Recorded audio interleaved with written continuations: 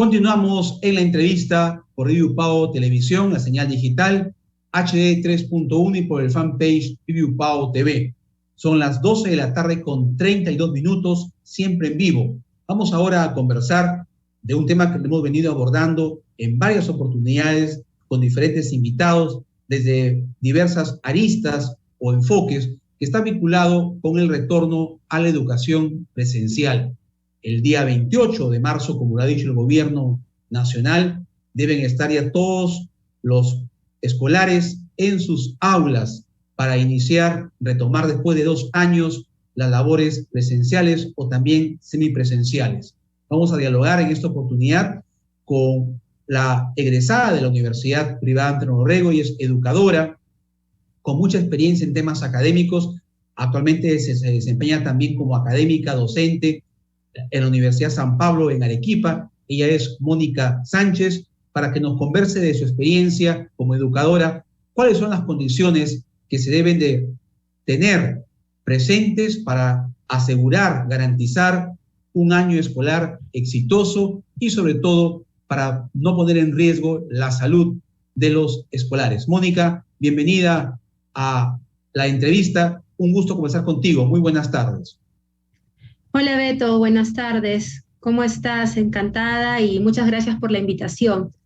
Bueno, tú eres de casa, eres egresada de la Universidad Privada Antonio Borrego, de la Escuela de Educación Inicial, y has logrado en todos estos años de formación, de desempeño profesional, mucha experiencia. Y a partir de ello, Mónica, te consultamos cuáles deben de ser las condiciones mínimas para que podamos decir que estamos asegurando un retorno exitoso a los escolares tras 2 años de educación remota.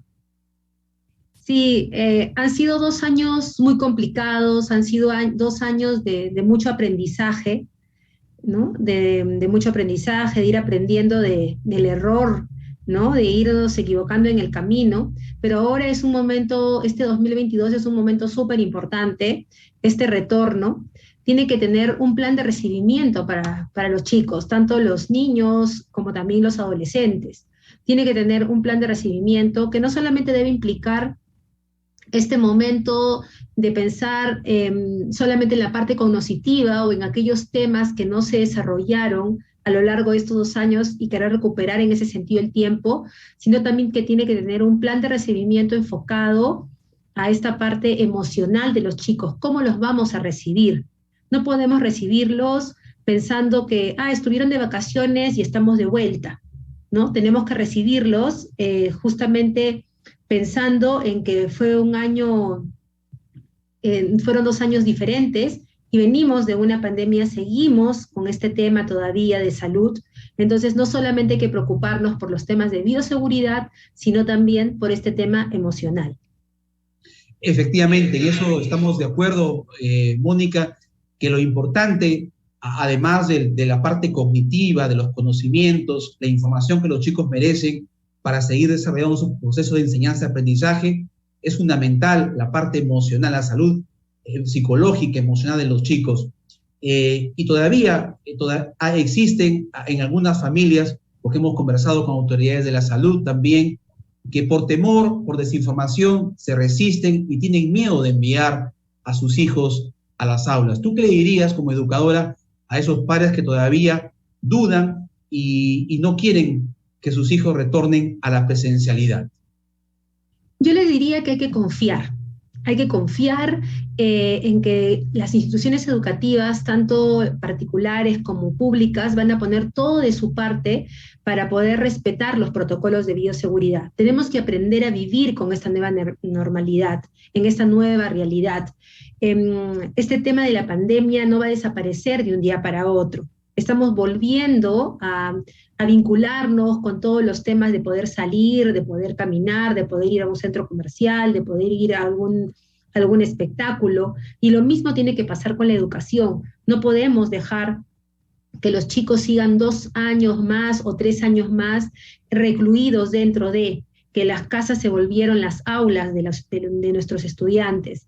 Tenemos que ir volviendo. ¿Da miedo? Sí, por supuesto. Como papá tienes temores, Por supuesto, nosotros como docentes lo tenemos también, porque somos seres humanos y siempre va a haber ese tema. Los chicos van a regresar de repente con mucha ansiedad, con mucha tensión, con mucha impulsividad, pero para eso van a estar los docentes que ya han tenido una preparación previa, un previo a este inicio, justamente para estar fortalecidos y tener todos los protocolos, no solamente, como vuelvo a repetir, de bioseguridad, sino también en esta parte de contención emocional.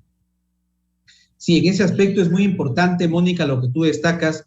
El docente es en estos momentos es un pilar fundamental. El docente tiene que recurrir a sus habilidades comunicativas, a sus habilidades blandas, como se dice hoy en día, para ser muy empático y saber persuadir y sobre todo recibir con mucha calidez a los escolares. Sobre todo, Mónica, me pongo en el lugar del padre de familia que de repente su niño, su hijo, su hija hizo en estos 2 años de pandemia, 20 y 21, la educación inicial y primera vez va a ir en 2022 a una escuela, a una infraestructura, va a interactuar con niños que nunca los ha visto de manera real, todo ha sido virtual por la educación que hemos vivido.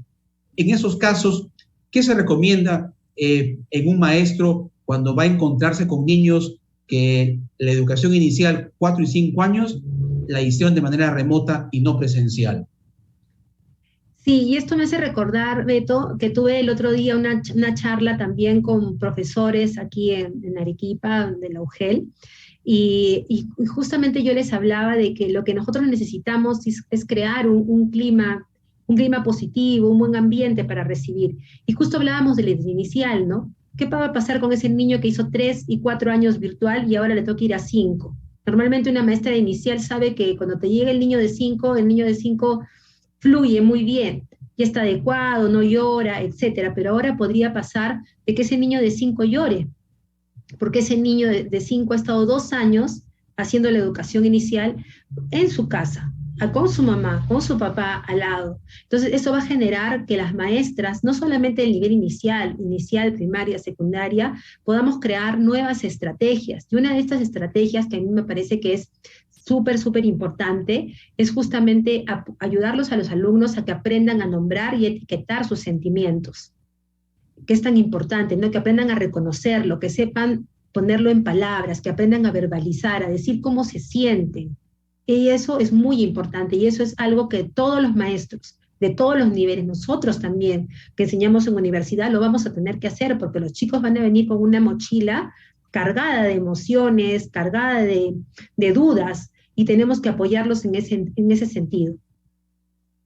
Bien, y como tú dices, el maestro va a estar en una posición mucho más trascendental que en otras oportunidades, porque el contexto es distinto, pero también es cierto que el padre tiene que acompañar. A veces los padres por justificarnos en el trabajo, en las labores económicas para el sustento del hogar, pues dejamos que todo vaya de manos de la maestra o de los profesores y como que nos distanciamos de ese acompañamiento que debemos dar a nuestros hijos. Porque es importante que los padres también intervengan en este proceso de aprendizaje, Mónica, conjuntamente con los maestros. Es fundamental realmente, Beto. Mira, en estos 2 años de pandemia, el papá jugó un papel fundamental porque la profesora o el profesor no hubiera podido avanzar haciendo estas clases remotas, estas clases a distancia, si los chicos en casa no hubieran tenido el soporte de los papás. En muchos casos, cuando no han tenido ese soporte, se ha visto pues la falencia, se ha visto justamente aquellos vacíos que los chicos han tenido porque no ha habido un refuerzo en casa que los ayude a poder avanzar en estos temas. Entonces el papá, y ahora en este retorno no es decir, wow, por fin empezaron y yo otra vez soy libre, ¿no? Porque muchas veces los papás se han sentido súper angustiados de tener a los chicos 24/7, ¿no? O sea, todos los días, antes teníamos un espacio, el papá tenía un espacio cuando los chicos los dejaba en el colegio, ¿no? Entonces ahora era como que todo el día y el papá también se sentía abrumado, se sentía angustiado. Entonces es como que ahora volvemos, entonces el papá dice, por fin tengo esa mañana libre para hacer otras cosas, o tengo ese momento, ese espacio para, pero recordemos que ahora también va a ser fundamental la presencia del papá, porque este va a ser un nuevo retorno. Las cosas no van a ser como antes, no van a ser como en el 2019, las cosas van a ser diferentes, diferentes. Entonces, en esa diferencia, el papá tiene que ir de la mano con los chicos, sea el nivel que fuera, inicial, primaria, secundaria, superior. Siempre se va a tener que estar la presencia de papá, ¿no? Que es importante, hablando de papá y mamá, ¿no? O uno de los dos, ¿no? El que tenga un poco más de disponibilidad. Claro, eso es importante que el niño, el adolescente se sienta respaldado desde la posición de los padres, que ellos estén acompañando en este proceso de enseñanza-aprendizaje. Mónica, ahora respecto a este decreto supremo que ya ha sido publicado del retorno de los aforos al 100%, ¿cuáles son los protocolos? Imaginamos que ya los conocemos, pero en las escuelas los maestros han recibido otro tipo de orientaciones. ¿Cuál debe ser el aforo ideal en un aula de clase? Porque sabemos de que cuando hay aglomeraciones es un poco exponer a contagios a los chicos, pese a que ya están, esperemos, la gran mayoría vacunados, pero eso no garantiza de que el alumno no se pueda contagiar. ¿Cómo puede afectar esta disposición, repito, de que ahora ya se ha dicho al 100% aforos en lugares públicos y también cerrados? Mira, Beto, ahí hay todo un tema, ¿no? Se supone que en las instituciones han pedido de que los chicos tengan este espacio de poder ir este metro de distancia. Inclusive yo sé de instituciones educativas que dentro de las aulas han retirado todo lo que son, no sé, anaqueles, armarios, estantes, para que puedan tener el espacio, ¿no? Entonces, yo creo que ahí también implica un poco de la conciencia de los directores, de los dueños de las instituciones educativas, para que podamos cuidar a nuestros niños, ¿no? Si vemos que tenemos un aula que no tiene el aforo, que no tenemos la capacidad de que los niños, tenemos 40, 45, 50 niños en un aula, entonces tenemos que ver para hacer turnos, para hacer horarios, para hacer una educación híbrida, para tener ese espacio. ¿Que eso cuesta? Sí. De que eso tiene un tema de que va a haber que implementarlo, también. Pero lo primero yo creo que es la salud, y hay que cuidar a los niños.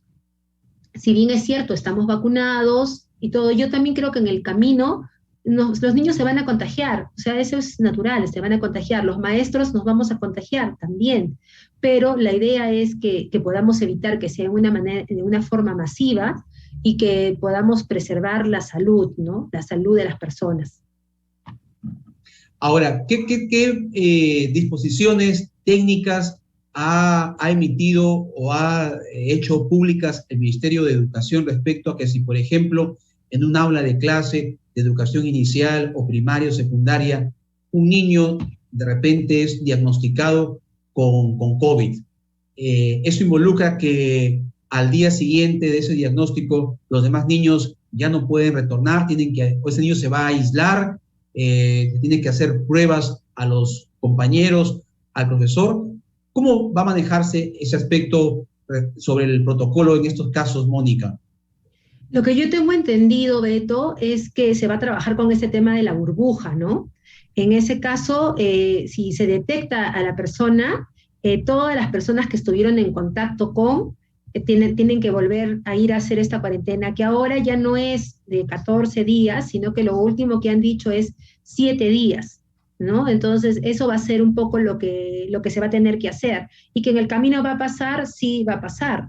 Va a pasar, por más que tengamos todos los cuidados y todo, puede suceder que en un aula tengamos ese caso. Entonces, en ese momento no es que se va a cortar la educación, sino que lo que vamos a pasar es que todos los chicos tendremos que hacer las clases virtual esos 7 días, y luego pasan los 7 días y retornamos al aula nuevamente.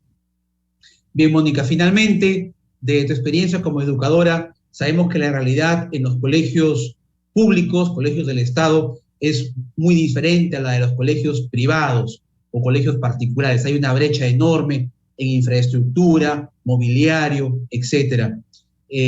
Hasta antes de empezar el programa hoy al mediodía escuchábamos que todavía hay problemas en algunas regiones del país, acá muy cerca. En Trujillo mismo hemos tenido información de profesores que no van a poder iniciar en marzo las labores porque todavía no tienen la infraestructura adecuada, falta servicios higiénicos en buenas condiciones, no hay agua potable, en otros colegios todavía están en un proceso de construcción, de renovación de la infraestructura.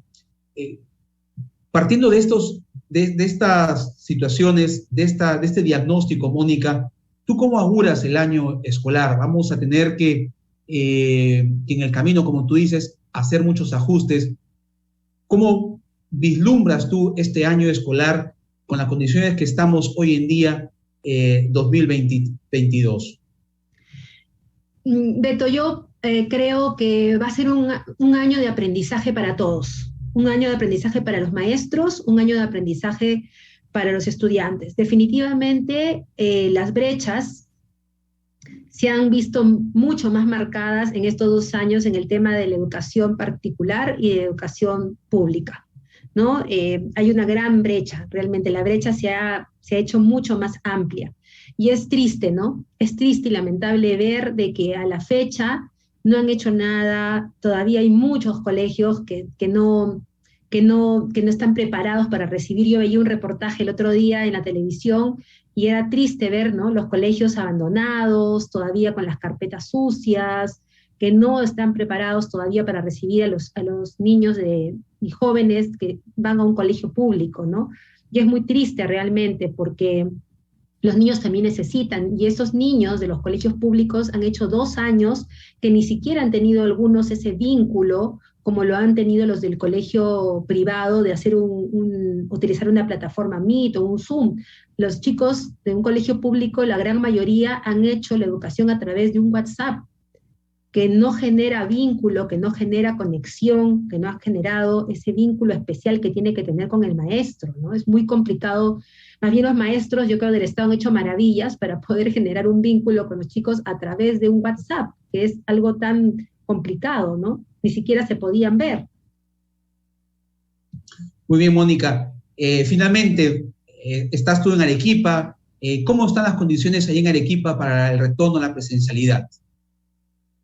Bueno, tal cual como te cuento, en los colegios privados, algunos han empezado hoy día, tal cual como en Trujillo, también he visto que hay algunos colegios privados que han empezado hoy, algunos están empezando mañana y algunos están empezando el próximo lunes también. Y con respecto a los colegios públicos, en su gran mayoría se supone que los de la ciudad tienen que empezar el 28, y tal cual como tú indicas, también hay colegios de zonas alejadas que están en este proceso, ¿no? Que igual, de repente todavía no tienen agua, tienen un tema de aforos, tú sabes que los colegios públicos también son masivos, entonces tienen aulas de 45, 50 niños, y en algunos casos aulas hasta prefabricadas. Yo cuando he sido monitora del ministerio y he ido a acompañar, monitoreaba aulas que eran literalmente en una casa prefabricada de madera, ¿no?